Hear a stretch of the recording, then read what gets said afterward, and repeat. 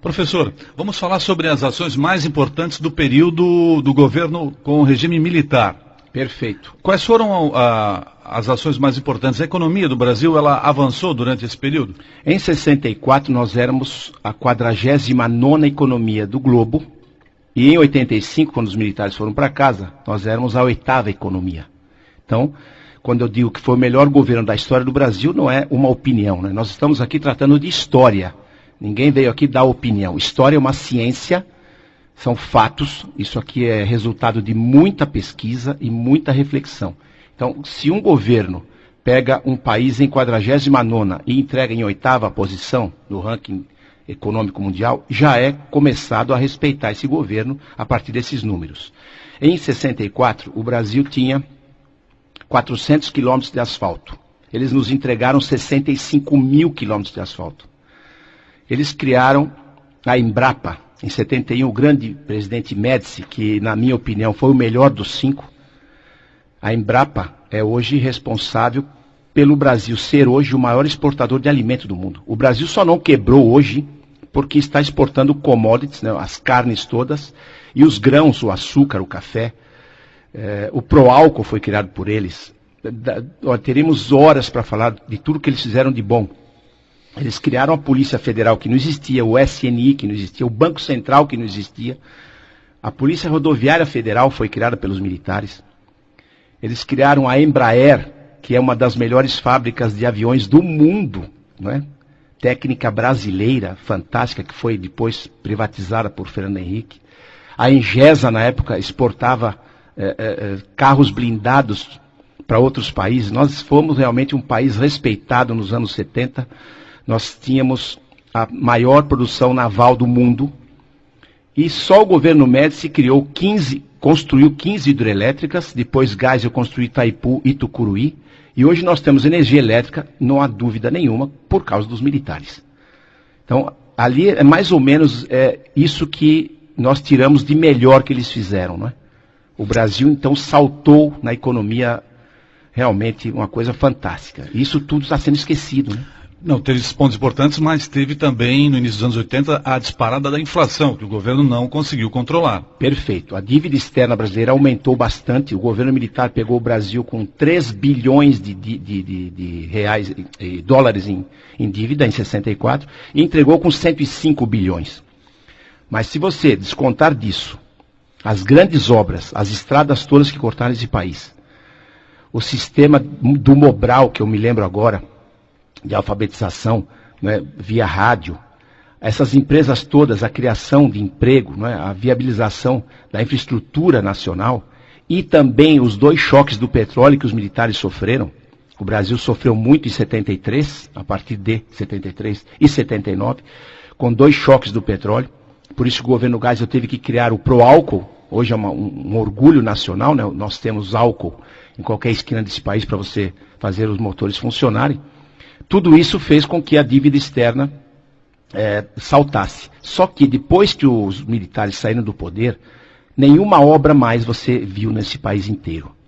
E hoje a dívida externa são 320 bilhões de dólares e a dívida interna impagável passou já de 2 trilhões de reais. Portanto, hoje nós temos mais dívida e desemprego, quebradeira nacional, e obra que é bom nada. Que obra que você me aponta de 85 para cá? O Gasbol, o gasoduto Brasil-Bolívia, que é um tiro no pé, ninguém mais está usando, isso aí é impagável. A duplicação da São Paulo-Florianópolis, não termina nunca isso aí. E mais nada. O governo atual não está cuidando do asfalto que recebeu em 85 do governo militar. O Brasil está quebrado, verdadeiramente o Brasil está quebrado. Por isso que muitos jovens brasileiros estão nos abandonando, estão indo embora. Você vê que quantos milhares e milhares por ano estão indo embora do Brasil, porque o Brasil não está mostrando a eles um futuro interessante, um horizonte que os prenda aqui.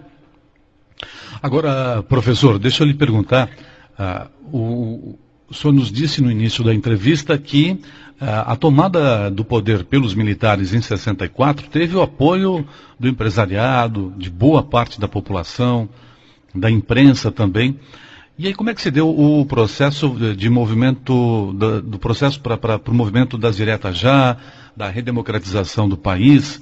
Porque milhões e milhões de brasileiros foram às ruas encampar a bandeira do movimento Direta Já.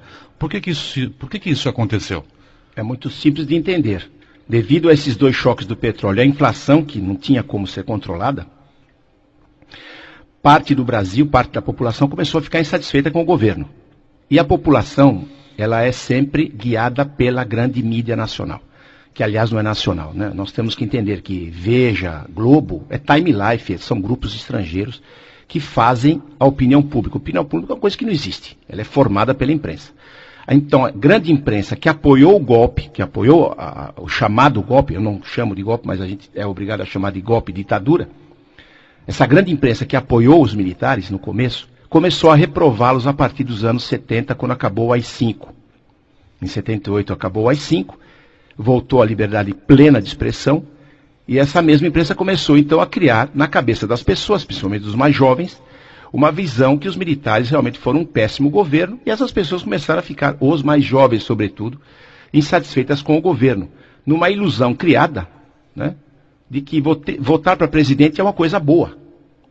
E parece que não é, porque uma população que elege uma figura igual o Lula já está provando que essa teoria está falha. Um homem que nunca trabalhou e nunca leu um livro não pode governar um país do tamanho do Brasil. Então isso prova que o voto direto não deu o resultado esperado.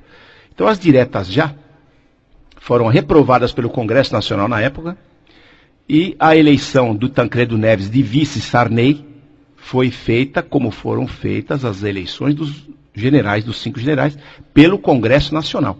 Então as diretas já foi uma grande ilusão, a população foi para as ruas, e a eleição foi indireta. Isso não mede capacidade do candidato, né? Os Estados Unidos, que inventaram esse modelo, o fazem desde 1787. Nenhum presidente dos Estados Unidos, desde 1787, foi eleito pela população americana. Lá também é o Congresso que elege o presidente. E lá não é ditadura, pelo menos nunca chamaram os Estados Unidos de ditadura. Ora, por que aqui, que foi feito do mesmo modelo, é chamado ditadura? Talvez porque durante alguns anos teve controle, né, uma certa censura na imprensa, ficou essa imagem, né? Talvez esse foi o erro dos militares, de fazer essa censura, né? Mas eu me lembro muito bem que nós tínhamos famílias sadias.